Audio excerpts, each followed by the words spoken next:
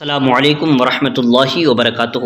میرے پیارے اور عزیز دوستو، آج کا ویڈیو جو میں آپ کے سامنے پیش کرنے والا ہوں، یقیناً یہ ویڈیو دیکھنے کے بعد ہر شخص کی آنکھوں سے آنسو نکلنے شروع ہو جائیں گے، اس لیے کہ جو گھٹنا احمد آباد کے اندر ہوئی ہے اس کو کوئی بھی ایسا انسان جس کے اندر ذرہ برابر رحم ہے، محبت ہے، وہ کبھی بھی اس کو جائز نہیں سمجھ سکتا اور نہ ہی اس کو صحیح ٹھہرا سکتا ہے۔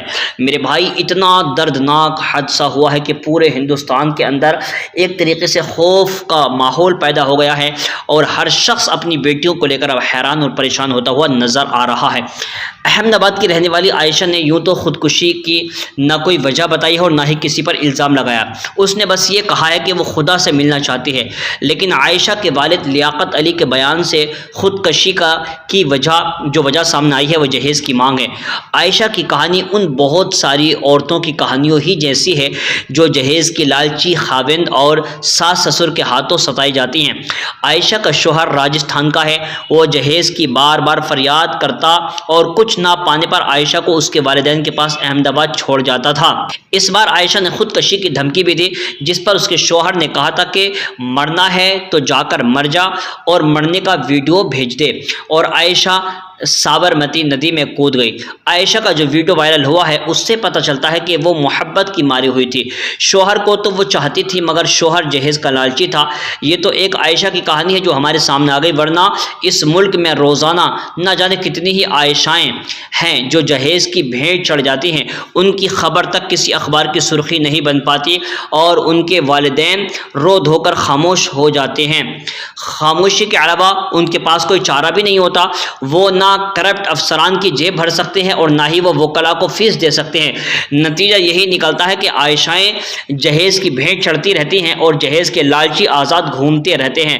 صرف یہی نہیں، اس کا ایک پہلو مزید ہے، لگی ہوئی شادیاں ٹوٹ جاتی ہیں یا لڑکیاں کنواری بیٹھی رہ جاتی ہیں۔ ایک واقعہ اور سن لیں، ہمارے ایک واقف کار نے ایک گھرانے میں اپنی بچی کی شادی لگائی، بڑی دھوم دھام کی، ہونے والے داماد اور اس کے گھر والوں پر خوب خرچ کیا، لیکن لگی لگائی شادی اس لیے ٹوٹ گئی کہ ہونے والے داماد کو 10 لاکھ کی کار چاہیے تھی۔ اس طرح کے واقعات ہمارے سماج اور ہمارے مسلمانوں میں عام ہو گئے ہیں۔ کیا کوئی تنظیم، جماعت یا بورڈ ان واقعات پر غور کر رہا ہے؟ کیا ان کے پاس اعداد و شمار ہے کہ کتنی عائشاؤں نے خودکشی کی ہے، کتنی ہیں جو کنواری بیٹھی ہوئی ہیں کیونکہ ان کے والدین جہیز نہیں دے سکتے؟ مجھے نہیں لگتا کہ ان سوالوں کے جواب کسی کے پاس ہوں گے، بلکہ مجھے پورا یقین ہے کہ ہماری تنظیمیں، جماعتیں اور بورڈ ان سوالوں پر غور تک نہیں کرتے ہوں گے، لہٰذا وہ حل کی کیوں فکر کریں؟ مسلم پرسنل لا بورڈ خواتین کو طلاق ثلاثہ کی حمایت میں سڑکوں پر اتار سکتا ہے، لیکن جہیز کے لالچیوں کو سزا دلوانے کے لیے اس کے پاس کوئی لائحہ عمل نہیں ہے۔ اصلاح معاشرہ کے نام پر ہماری جماعتیں لاکھوں روپے خرچ کر کے پروگرام کرواتی ہیں، مگر یہ پروگرام بیکار جاتے ہیں کیونکہ مولوی صاحب آ کر تقریر کر کے کھا پی کر اور پیسے لے کر چلے جاتے ہیں، عملی طور پر کوئی کام نہیں ہوتا۔ جمعیت علماء ہند کے دونوں گروپوں، مسلم پرسنل لا بورڈ، امارت شرعیہ اور دیگر مسلم جماعتوں کو اب تو جاگ جانا چاہیے، نہ جاگے تو آج ایک عائشہ نے خودکشی کی ہے، کل کوئی اور خودکشی کرے گا۔ یہ بہترین تبصرہ کرنے والے شکیل رشید صاحب جو میں نے آپ کو پڑھ کر سنایا، یہ خبر چھپی ہے ممبئی اردو نیوز سے اور اس کو سن کر کے ہر کسی کی آنکھ نم ہو چکی ہے۔ اس نیوز پیپر کو شیئر کرتے ہوئے علامہ توصیف رضا مصباحی سنبھلی صاحب لکھتے ہیں کہ اگر عائشہ کے والد کی بات سچ ہے تو ڈوب مرنے کا مقام ہے۔ اس لالچی شوہر کے لیے عائشہ کی داستان سن کر آنسو نکل پڑے، مگر پھر بھی عائشہ کو خودکشی نہیں کرنا چاہیے تھی۔ دیکھیے، شریعت کا تو کہنا یہی ہے کہ کسی بھی حال میں لا تقنطوا من رحمت اللہ، اللہ کی رحمت سے نا امید نہیں ہونا چاہیے۔ تمام بہنیں جو اس طرح کے حالات سے دو چار ہیں وہ کبھی بھی اس طرح کا قدم نہ اٹھائیں، ہمت اور حوصلے کے ساتھ مصائب کا ڈٹ کر مقابلہ کریں، انشاءاللہ کبھی نہ کبھی تو آسانی میسر ہوگی۔ دنیا میں نہ صحیح تو آخرت میں صبر کا بہترین صلہ ضرور ملے گا، جیسا کہ اللہ رب العزت نے قرآن مجید میں ارشاد فرمایا، انما یوفی الصابرون اجرہم بغیر حساب۔ اللہ تعالیٰ صبر کا بدلہ اتنا عطا فرماتا ہے جس کا کوئی حساب نہیں لگایا جا سکتا۔ دوسری جانب دجالی طبیعت رکھنے والے، ظلم و جفا کے پہاڑ توڑنے والے سماج دشمن عناصر جو کسی کی بہن بیٹی پر حیوانیت کی ساری حدیں پار کرتے ہیں، انہیں ہوش میں آنا چاہیے، ورنہ آخرت کے عذاب کے ساتھ دنیا کی رسوائی بھی ہو سکتی ہے۔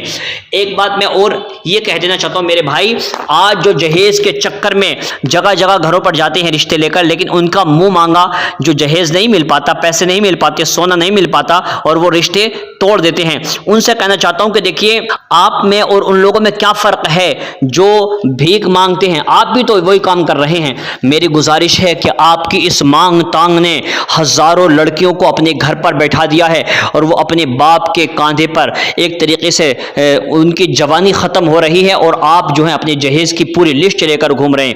واللہ خدا را ہوش میں آ جائیں، نکاح بالکل سادہ سودہ کریں، ایسا کریں جیسا کہ میرے آقا صلی اللہ علیہ وسلم نے حضرت فاطمہ الزہرا، حضرت علی رضی اللہ تعالیٰ کا کیا تھا۔ یہ ہمارے لیے بہت ہی بیسٹ اگزامپل ہے۔ اگر ہم نکاح کو آسان کریں گے تو انشاءاللہ زنا مشکل ہو جائے گا، اور اگر ہم نکاح کو مشکل کریں گے تو زنا آسان ہو جائے گا، اور اس کا ذمہ دار صرف اور صرف یہ مسلم سماج ہوگا۔ اگر آج نہیں سدھرے تو اللہ تبارک و تعالیٰ کا عذاب ایسا آئے گا کہ آپ اس سے بچ نہیں پائیں گے۔ یہ ویڈیو آگے شیئر کرنا آپ لوگوں کی ذمہ داری ہوگی۔ السلام علیکم ورحمۃ اللہ وبرکاتہ۔